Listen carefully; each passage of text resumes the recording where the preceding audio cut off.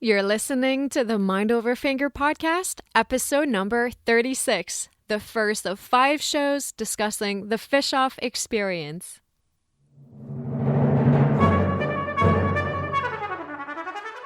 Welcome to the Mind Over Finger podcast, discussions on mindful music making, efficient practice, and building a purposeful career. And now, your host, Dr. Renee Paul Gauthier.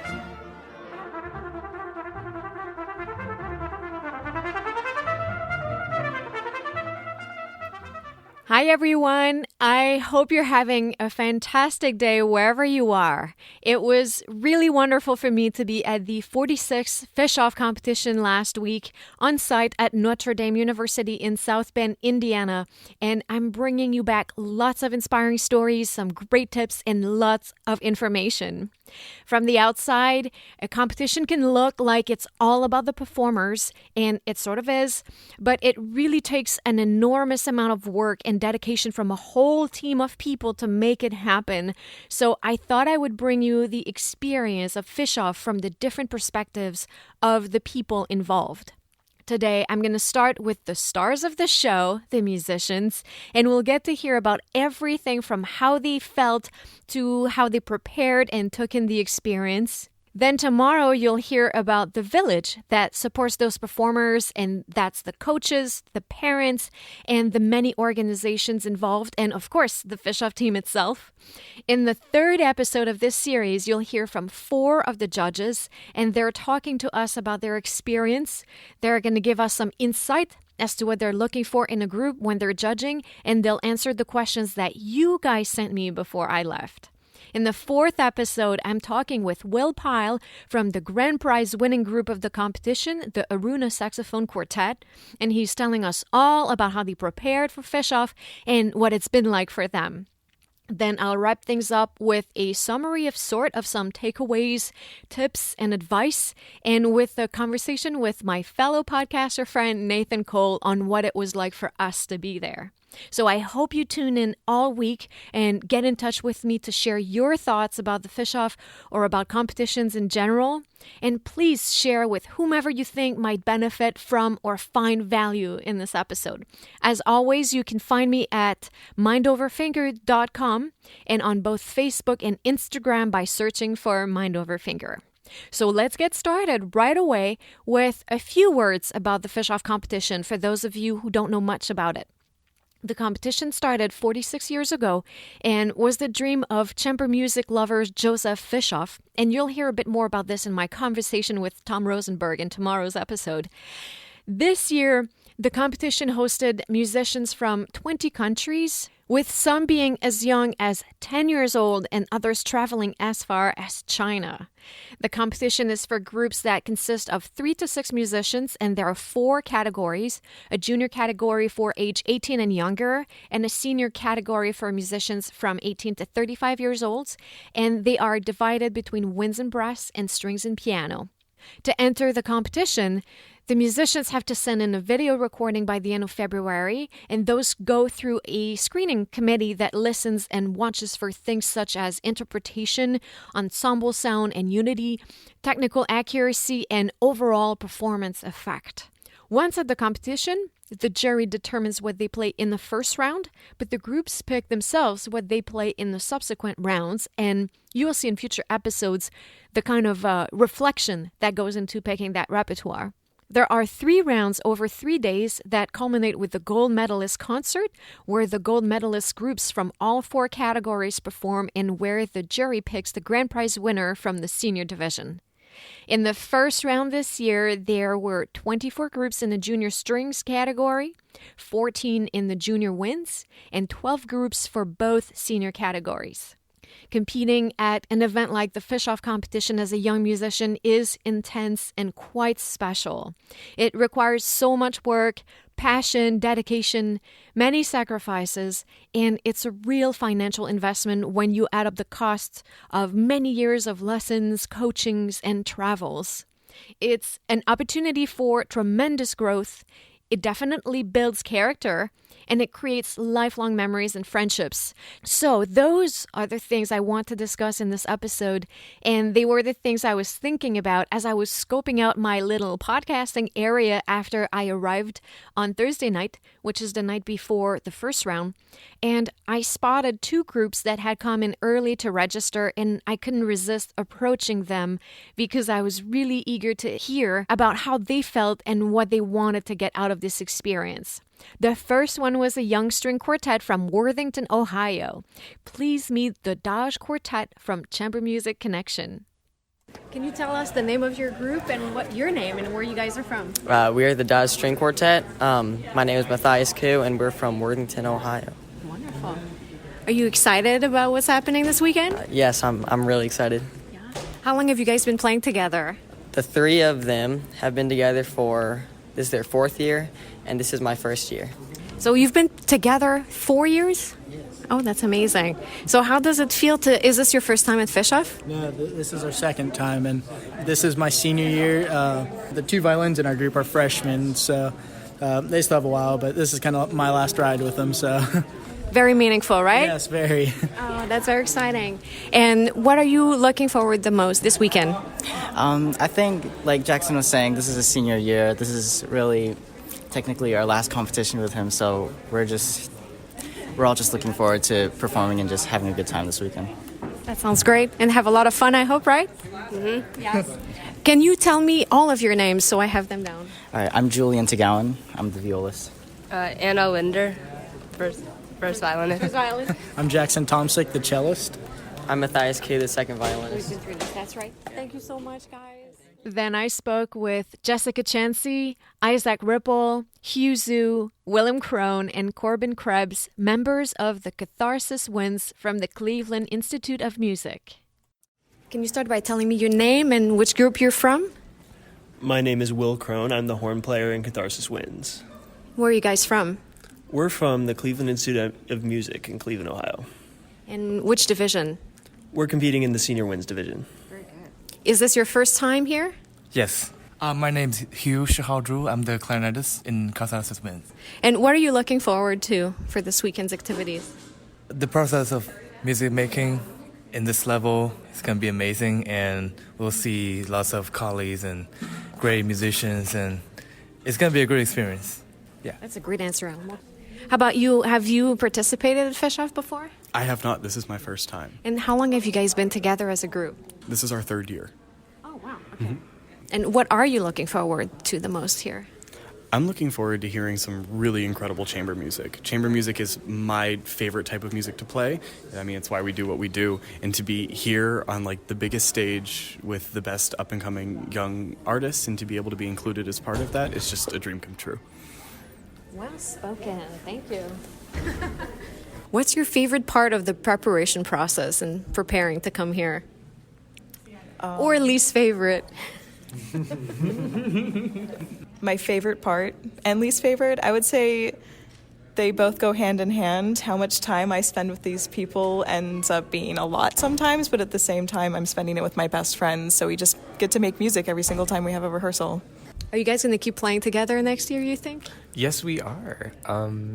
Yeah, we've got at least another year together. And what do you think you guys are going to get out of this competition? Since you tell me that you're going to keep playing together, what are you looking forward to get out of the experience? I would say the competition experience, just being able to zone in and focus together as a group. It's fun to compete, and it's just good for us in general as performers. You know, it helps us practice being cohesive and a unit under intense pressure. And before we knew it, prelim day was there, and I got to catch the executive director of the competition, Corbin Krebs, who described so well how we all felt that morning. Corbin Krebs, the craziness is about to begin. How do you feel? What are you thinking? Well, I've had lots of espresso, so that's amping up my excitement times 10,000. I think that what really resonates for me is seeing the faces and hearing the excitement in all of the young musicians. They have worked for so long, and have spent so much time and money and effort.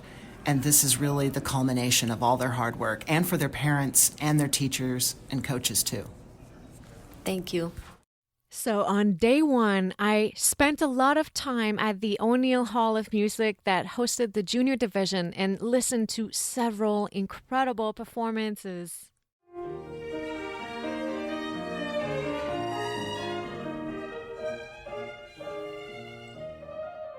We are the Chiave Trio, and we're from Chicago, Illinois. You guys, I just heard you play so beautifully. And one thing that was really amazing is that you, the violinists and violists, you guys were switching instrument. How does that feel in the middle of a performance? It's a little bit nerve-wracking because the viola is a little bit bigger, so you have to make sure that your fingers are transitioned for each instrument, in my opinion, so it's a little bit scary. And I also think that doing a different instrument is sort of, since we play differently, so we naturally have to sort of blend the same way. So that's always important to keep trying to accomplish that. How do you feel now that the performance is over? A bit relaxed now. We can have fun now. Well, we did have fun on stage too. I'm not saying, but I'm glad that it went well. Yeah. And do you have a special ritual that you do before you hop on stage to perform? We just give each other compliments and tell each other how much we love each other. Yeah. Just to pump ourselves up. Yeah. Thank you so much. Thank you.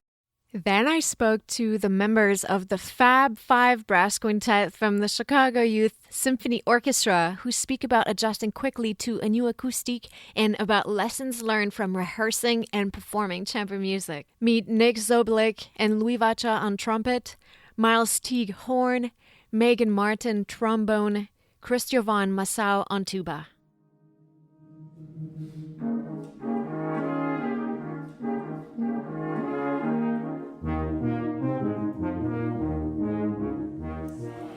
You just got done playing. How do you feel right now? I feel pretty great. I thought that we blended really well together as a group, and I thought that we showed them our best stuff. So I feel proud of our group. And how does it feel to walk in the room where you didn't get to rehearse or perform in? And how do you adjust to this acoustic so quickly?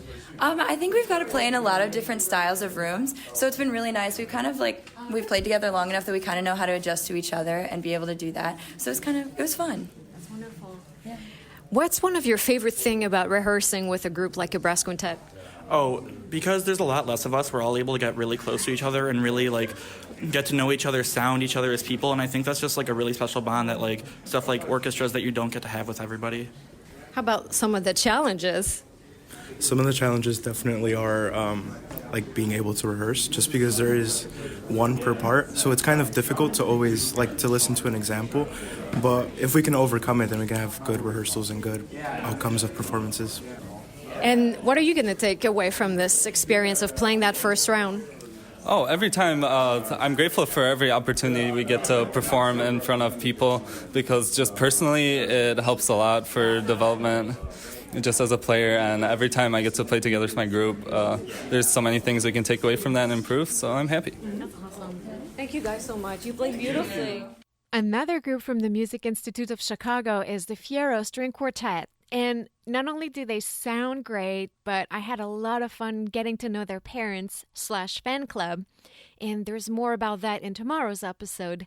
And here they talk to me about choosing a name for their group, their rehearsal process, and how they work with their coach, what playing champion music brings to their solo playing, and the ties that they've created with each other. Here are Isabella Brown and Kaylin Liu on violin, Elena Galentas on viola, and Alon Hayut on cello.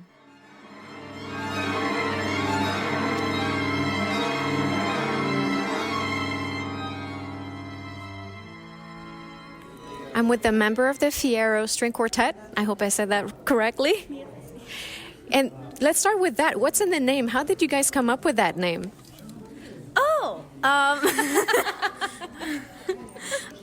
Well, Fiero in Italian means prideful.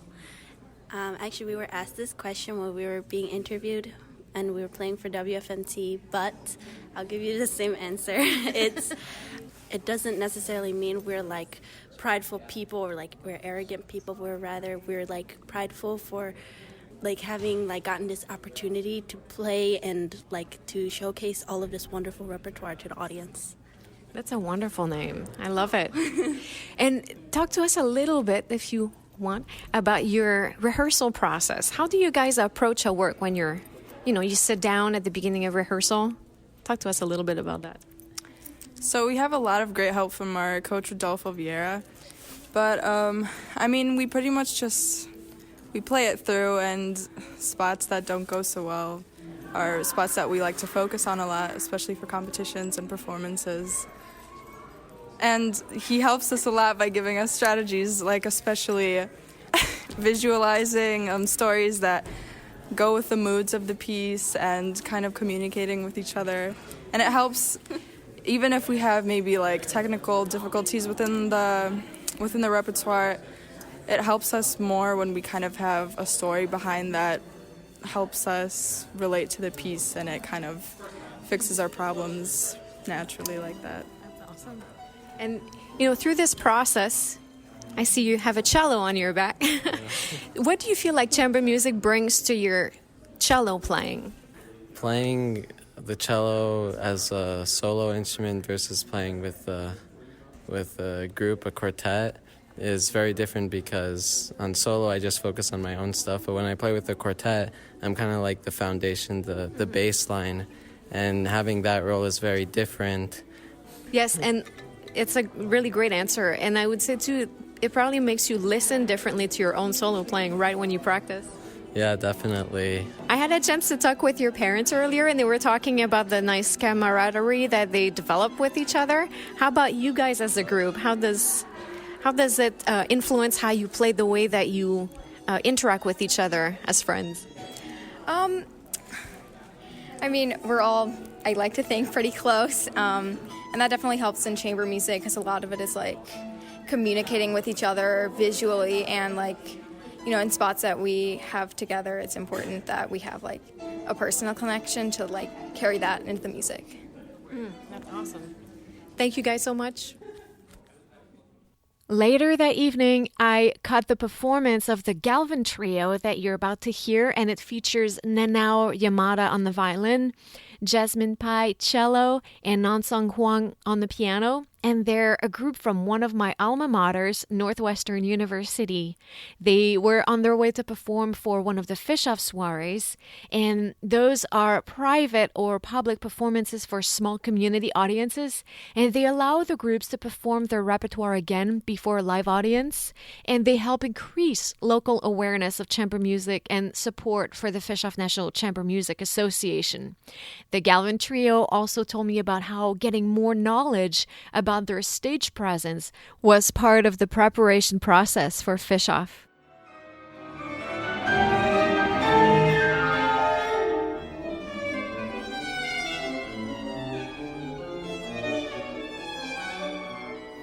This is the Galvin Trio you guys just played. How do you feel? We feel very good. Yeah. I think it was a very, hopefully a convincing performance of all three pieces that we were able to play. You have to run right now because the Fischoff is doing several performances in town during the competition. You're performing at a soiree. What are you looking forward in this experience? Just, really just sharing great music to people, particularly. Sorry, I'm still kind of wrapping up my mind. But yeah, especially since we are playing rather unfamiliar works, so it's a nice way to introduce those great works to people. Wonderful. What are you taking away from the experience of preparing for the competition? It's just really interesting to play for a lot of people in preparation and seeing what we need to work on and how to really make a convincing performance, because we focus a lot on how we sound, but we didn't always think about how we looked, and we forgot that was a really important part of a performance. So we really learned how to engage the audience visually as well as just with the sound. You guys sounded beautiful. Thank you. Thank you so much. And the last performance I caught that day was a really thrilling one from the La Fontaine Quartet. And as a French-Canadian, I was so happy to get to hear a group from Montreal. Please meet Aaron Chan and Astrid Nakamura on the violin. Emily Recruit-Pressey viola, and Fiona Robson on the cello. And here's what they had to say about their experience on that first day, working on style, developing cohesion as an ensemble, and about rehearsing.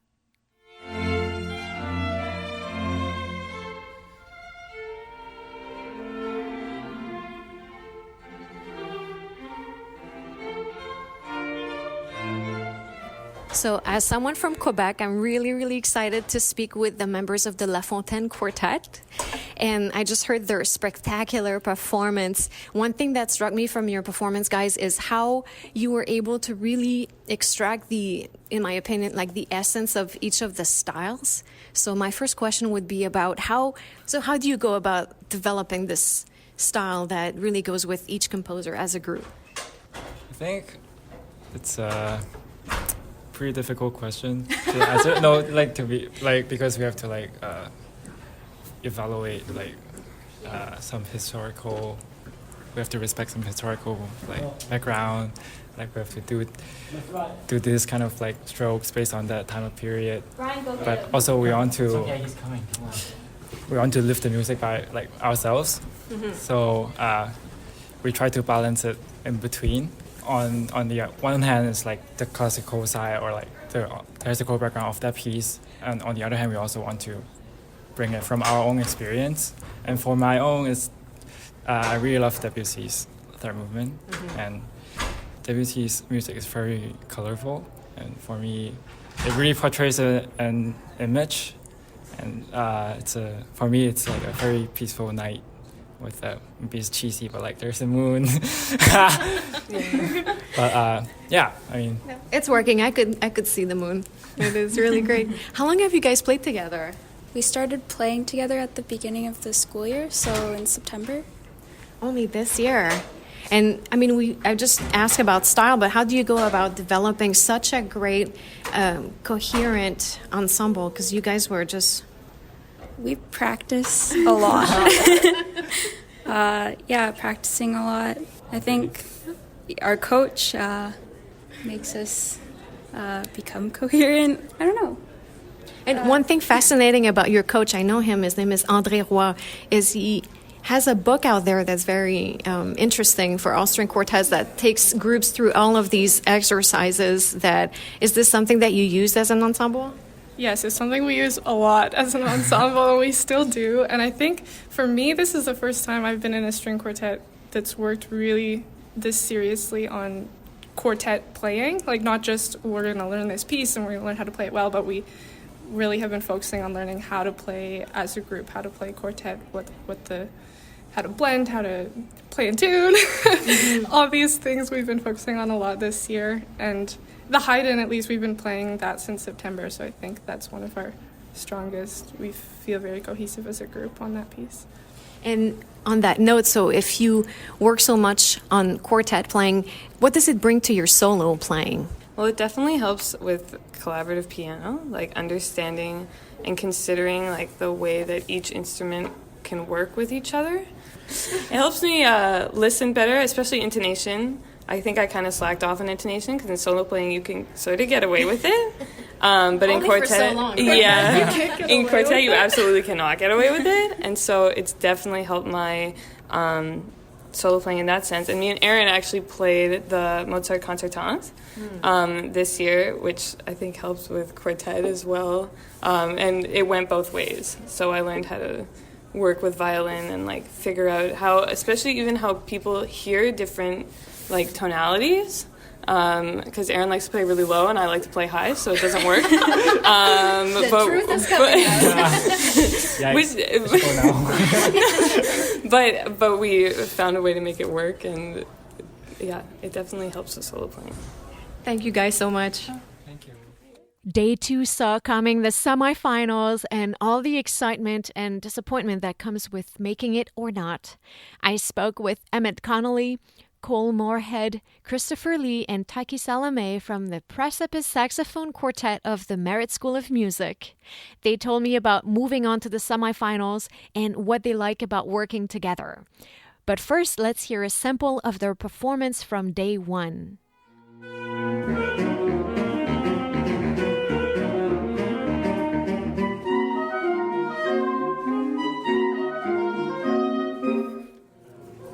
with the members of the Precipice Quartet. And you guys just heard that you made it into the semifinal. How does that feel? It feels great because we put a lot of hard work in this year, but want to stay focused, just get ready for the next round. That's exciting. And what's been one of your favorite thing about working together as a quartet? I mean, obviously we've all had our ups and downs, but overall we've all gotten to know each other as people and musicians. And like honestly, these people are like some of my closest friends now. Awesome. Community. Yeah. And what do you feel like playing in this ensemble is bringing to your solo playing? Well, just in general, since the music that we picked out is really technical and has like a wide variety of different styles, it just just working with these people, it really opened my mind to like different techniques and stuff. I can't wait to hear you guys later today. And can you tell me before we let go, do you have a specific strategy going into the semifinals? I don't think we really have a strategy. We kind of just want to work our best and play and see what happens. It's really just for the fun of it, and we're just going to see what happens. Sounds good. I was also really happy to find out that the first group I spoke with, the Dash Quartet, made it to the semi, and I caught them briefly before they headed out to rehearsal.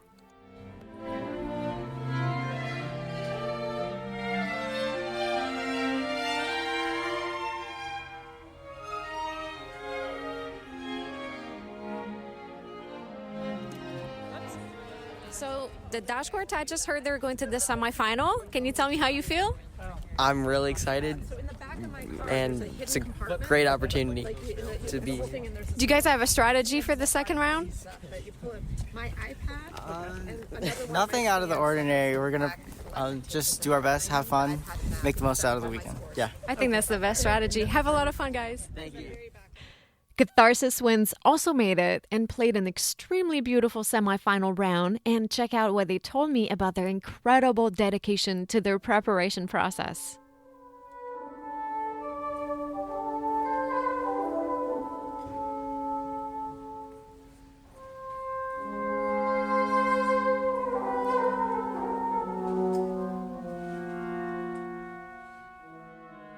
You guys just walked off your performance for the semifinals, and I was lucky enough to be in the hall, and it was so wonderful. I loved how you were negotiating all of these colors and all of these exchange between all of you guys, and the dynamic contrasts were just out of this world. I really, really enjoyed this performance. And first of all, I would like to know how you feel coming out of this performance. I think we all feel pretty good. We went out there and did what we wanted to do. Play music. It was great. For sure. It felt like a performance. It felt like we were playing for the audience. And it was something we were, in the green room beforehand. We're like, we play our best when we're connecting with the audience. And we're not playing a competition. We're just performing. So let's do that. And then we went on stage, and that was what happened. So it couldn't be any. From the audience, that's what it felt like. It felt really fun to watch you guys. I felt like you were comfortable, which made me feel comfortable, and felt like I could just relax and listen to beautiful music. It was really wonderful. We're glad that it turned out that way, because you guys were comfortable, we were comfortable too. So, like on the stage, we're so natural, and it was a good feeling to actually make some music instead of fill up with stress, and which is not beneficial for making the music. So. And I want to ask for the people who are listening and don't quite know the kind of sacrifices and hard work and effort that preparing for a competition like this, Fischoff Senior Division, entails. Can you talk to us a little bit about the rehearsal process? How many, and I mean even some logistical details such as how many hours do you practice by yourself? How many hours do you practice together, and coachings and all of that, performance opportunities? So each of us individually are very busy to begin with. A lot of us have orchestra every day, just regular orchestra, our CIM obligations and classes, and personal practice. I think it depends on the person in this group, but it could be anywhere from 1 hour a day to maybe 4 or 5 hours a day, depending. And then this group, since we are so busy, we end up meeting kind of crazy times of the day sometimes. We try to meet every single day for about an hour. We try not to do more than an hour because it starts to get like... But occasionally we have those rehearsals where we're like, you know what, we weren't as productive earlier in the week, so we're going to have a start time and no end time. We just go until we get everything done that we need to get done. Right. I think my chin just hit the floor right now. So I want to repeat that every day. Every day. For how many months? Since August. Since August. That's a lot of dedication right there. And how do you approach the musical content? How do you decide on an interpretation for a piece? We all have very interesting musical ideas. For example, when Corbin plays the bassoon, out of anyone, I could have my eyes closed, I know he's playing the bassoon. The same goes for Hugh, Will, Jessica, hopefully for me as well. So I think what that brings to the table is when we're rehearsing, everyone has their ideas. And because we spend so much time together, we can sort of read each other's minds, right? Like, I know what she's going to do before she does it. She knows what he's going to do before he does it. And these two are always on the same wavelength. So, I mean, it always works. It always works out. This is so great. I don't want to take any more of your time. I'm really grateful we had this chance to talk. From far away at my table, I noticed a group that was just exuding fun and joy, and I just had to walk over and talk to them. And I was so happy to find out that they were from the Starling Preparatory Project in Cincinnati, where Tessa Lark, my guest on episode 23 of the Mind Over Finger podcast, also studied. I think you'll find their enthusiasm contagious. Their name is the Éclatant String Quartet, which means sparkly in French, and I think you'll find that it really comes across when they speak. Their names are Christina Nam and Sky Park, and they play violin, Jennifer Armour on the viola, and Megan Hipsky on cello, and here's what they shared with me. So my name is Sky Park, and we're from Cincinnati, Ohio, in the Starling Project, and our group is called the Éclatant Quartet. Éclatante? I'm really happy to talk with you because in the past we've had Tessa Lark on the podcast. Yes! And she spoke so highly of this program, so I'm so excited to have a chance to speak with you guys. Can one of you tell us a little bit more about this program before we start talking about you more personally? So basically it's a one-day program full of chamber music, theory lessons, regular private lessons, chamber music, and chamber orchestra. And we meet once a week. And it's a big family. Yeah. How has the Fischoff experience been for you so far? Well, it's been really exciting and a big reunion almost to see a lot of our friends from different camps, and I've really enjoyed it, actually. It's been a lot of fun. And what's going to be your biggest takeaway? I mean, the experience is not over yet. You guys just got done playing the semifinal, so there's still one more day, but so far, what do you think your biggest takeaway is going to be? Gosh, I mean, I've just enjoyed all of the music being played. I've really just enjoyed the music, actually, and just, I think, happiness has been my biggest takeaway. Just, like, it's been so good, so. Yeah, I wish I could say one more or something else, but yeah. Happiness is the best, right? Joy, yeah. And now if I can take you down to earth a little bit, can we talk a little bit about your rehearsal process? So you guys rehearse once a week with a coach? And what happens when you sit down to rehearse? What are some of your favorite technique, or maybe some that you don't like as much? Well, we rehearse for about an hour every Saturday, usually more, and we spot check. We practice our parts at home, obviously, and we come in with spots to rehearse. So we usually touch up the beginning, right? And then I can't say we have any specific rehearsal strategies that are unique to our quartet. Yes, we always start playing scales in the key in the piece that we're playing. We do rounds and things like that, and then we have a coaching every Saturday also.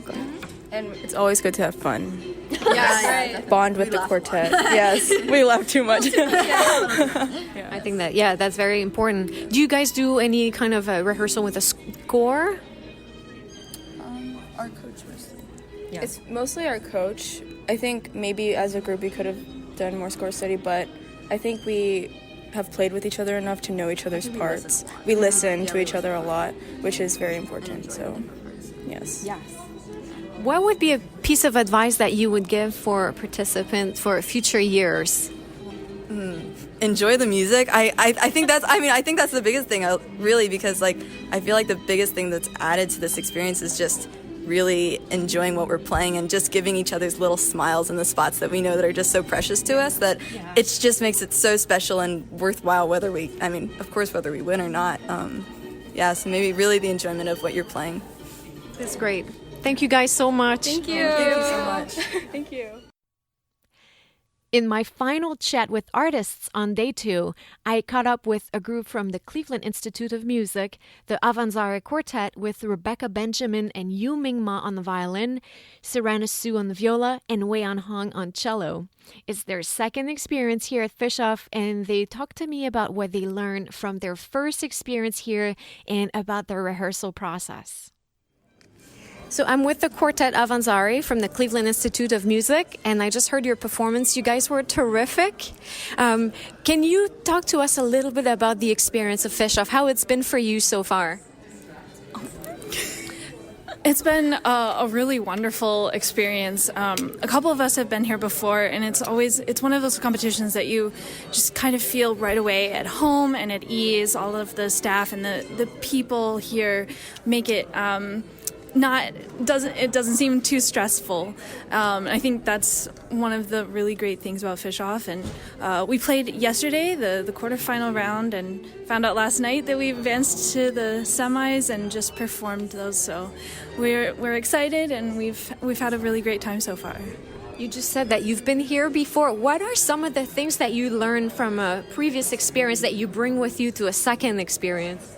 Sure, I think just the sense of engagement together on the stage is really important. Once you get out there, it's, we've done all of the work that we can, and it just like having fun on the stage, really communicating that to the audience. Because even when you watch different groups and stuff, I was here as a junior competitor a couple years ago, and seeing some of the senior groups, I always looked up to them so much in how they were so professional and so incredibly together, and the cohesion between the groups. And I think that's something that I've strived for since then, and learned a lot from them and their performances. So it's amazing to be back here as a senior group and be one of those people. And if that's okay, would you allow me to maybe lift the curtain a little bit on your rehearsal process for the listeners who are curious about what it takes to be here at Fischoff in the semifinals? Well, over the past couple weeks, we've been rehearsing quite a lot leading up to the competition, probably at least 2 hours a day, but sometimes 4 or more. And then we actually we're all doing auditions for different conservatories and colleges, so we actually didn't get to rehearse as much as we wanted earlier in the semester, so we kind of just made it up in the end, and it's kind of a final push to the end. So we typically rehearse for 2 hours at a time at the most, because we feel after that kind of need a mental break and need to kind of regather our thoughts, and whether that's multiple times a day or not. And then we try to plan out our rehearsals as far as knowing what we want to achieve at the start of the rehearsal, and then really going for that during our process. You're just talking about having a clear plan, and for the people who listen to the podcast, they know that I really like that. Is there any other favorite rehearsal techniques that you guys utilize? So our previous coach from the Cleveland Institute of Music, Peter Sala, who I had as a coach too. Oh my gosh, amazing. So he always had us kind of play to the center and imagine a ball of sound in the center. I'm sure you remember that too. And also just turning away from each other, backs against each other, to really enforce listening and not relying on the eyes as much, and more so on the sound and how we feel, and our breaths unified together, which is really cool, I thought. And if I can throw in one of my story with him, at the time I was at Music Academy of the West working on Bartók Third Quartet, and he had us do the counting technique that he likes to teach. Yes. And this was quite difficult for a French Canadian who didn't speak much English at the time, so it was a big adjustment for me to count in English. It didn't quite work, so I had to count in French. So it was kind of a mixed language counting technique. This is great. And what are you looking forward to get out of this experience of Fischoff? When you drive home at the end of this weekend, what are you going to take away with you? I haven't heard from you yet. Our first experience here was an outreach from a high school, and that was a very unique experience for us. So the setting is quite different. We are all facing each other, and we're forming a little circle in the center, and the audience are surrounding us. So it is very special, and we can all see each other, and that's very unique. Yeah. It's like about the human connection. Yeah. Is there something you would like to say? Any additional comment? What will be your favorite memory from Fischoff? Oh, I guess it's like sitting in the car with them and just like talking, chatting, having road trip together. So that's really fun. Like, beside playing music, making music, but fun just to hang out together in our last time in the school before we all graduate. Yeah. Very special experience. Thank you guys so much. Thank you. By the morning of day 3, we knew the 3 groups in each division that advanced to the finals. And I had to talk one more time with the La Fontaine Quartet because I'm such a big fan, and they shared their takeaways with me. But before, here's a taste of their beautiful playing. They didn't advance to the finals because such is the nature of a competition. But I'm sure you'll agree with me that this is not the last time we hear about them.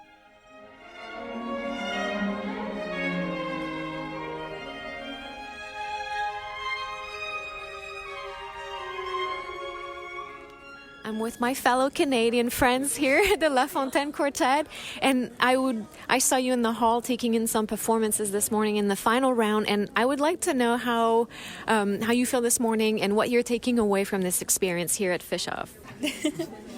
I was really excited to hear the finalists play.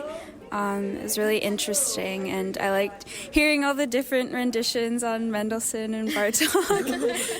And I think it was super important to listen to the other quartets and hear them play and support them because, we're all here to play music at the end of the day.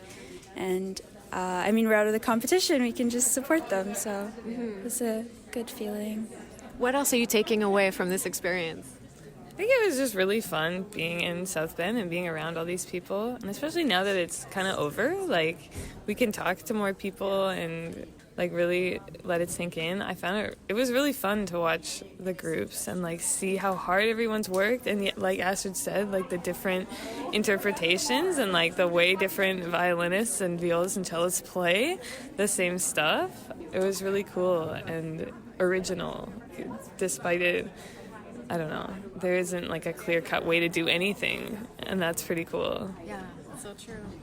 Do you have any tips for future participants of the competition? Rehearse hard. Like what I've learned most is like in a chamber experience. Like this is like my most serious chamber experience, and I realized like how much effort you really have to put like yourself and with the group. And like listening in the finals, like really made me respect much more on like how much effort everyone has to put, and like how amazing like everyone sounded, and just I think at the end everyone just had to play your heart out and like do your best. And, yeah. What's your favorite memory of this whole experience? I don't know. That's hard. I'm gonna think about it. Like the first day when we played in the museum. Oh, did you like that? That was fun. I had a lot of fun in the first round. Just playing in the hall for the first time, and I think we were all really pumped and excited to be there. The first round felt our energy was really good and positive, I think. And it's also been fun being at this vibe of this competition has been very friendly and supportive. And the first day that we arrived, after traveling for 12 hours, waking up at 5 a.m., we got here, and then we got a ride with a Fischoff volunteer to Dowagiac, Michigan, and we played a little concert at this tiny museum, and the audience was so nice and supportive and excited to hear us and excited that we were there. And it was a really nice introduction to Fischoff, and I think the spirit of this competition has been a lot like that. Also, the ice cream social was great. Well, you guys were wonderful. Thank you so much for letting me harass you through this competition. Then I spoke with Willem Crone, Jonah Blake, Christopher Tim, and Rafael Noriega, members of the Bone Rangers from the Merit School of Music in Chicago, as they were stepping off the stage from their final round. They talked to me about their experience working together and preparing for Fischoff. I'm with the Bone Rangers right after their performance for the final round here at Fischoff. How do you feel? I feel that we played the best that we could. Mm-hmm. You know, for what it is. I'm really happy with how we sounded. Sounds great. And it's a very exciting moment because we're going to get the results very soon. Can you talk to us a little bit about what you're taking away from this experience here at Fischoff once you go home? I think the best part is that basically just have to go for it no matter what happens on stage. As long as you try as hard as you can and just take risks, then it pays off. That sounds great. How long have you guys been working together? So we've been working together as a group for a little less than a year, actually. And on two of the pieces we played today, we've been working on these for, about 3-4 months. And the other two we've been working on for maybe 6 to 8 weeks, I'd say. So that's about it. And what's your favorite thing about this process of preparing for the competition? My favorite thing about preparing for this process is that preparing for it motivates you to become a better chamber group and as an ensemble. You get to figure out more on how the music goes, as well as the character of each member in the group. You get to realize how important it is to be together and to work together, because you can't do anything by yourself. You have to work as a team in order to be strong. And do you feel like it's brought something to your solo playing as well? I mean, just really going for it, going after whatever happens, just know that it's in the past. Just keep going for it. Just work harder, keep working. Yeah. Thank you guys so much, and good luck. The last group I heard and spoke to was the Mertz Trio from New York City, formed by Bridget Coleridge on the violin, Julia Yang on cello, and Eric Lee Dion on the piano. They ended up winning the gold medal in the strings piano category, but at the time we spoke, none of us knew that. They talk about their experience with Fischoff and competitions in general. And as you'll see, they're already really busy as an ensemble and ready to take on the national and international stage as winners of the Fischoff competition.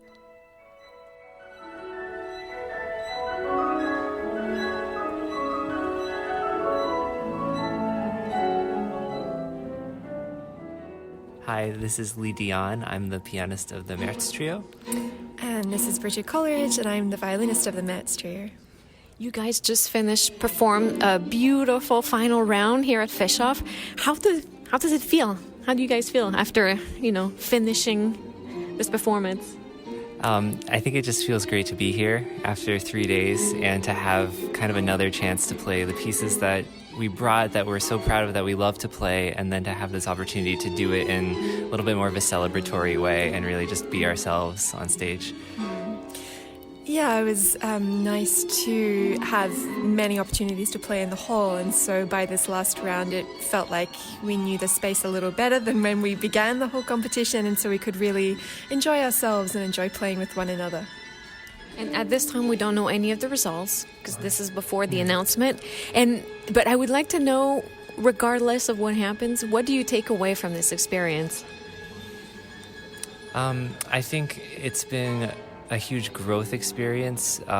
We've done a lot of competitions in the past, but actually, it's kind of funny. We were talking about this. We've won a competition outright in the past, like gold medal, audience award, and we've also never passed through a competition because that was a kind of competition where everybody just kind of gets invited to the finals. And so coming here, and this is our second time here, and the first time we also didn't pass through, so like coming here and then having to go through all the rounds, I think it really taught us to trust ourselves.